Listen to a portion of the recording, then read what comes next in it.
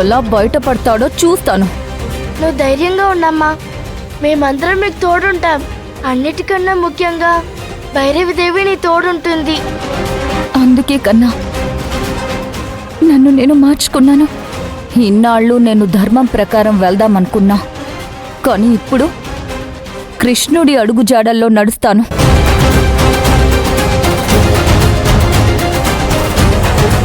ధర్మాన్ని గెలిచేలా చేస్తాను.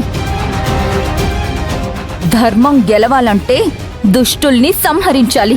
వాళ్ళని ఓడించాలంటే నేను క్రిమినల్స్ లాగానే ఆలోచించాలి.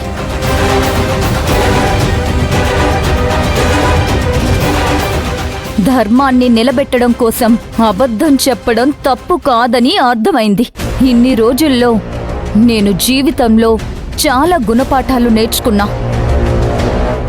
ముందు చెడ్డవాళ్లకి శత్రువులు ఎక్కువ ఉండేవాళ్ళు, కానీ ఇప్పుడు చెడ్డవాళ్లకి స్నేహితులు ఎక్కువ, మంచి వాళ్ళకి శత్రువులు ఎక్కువయ్యారు.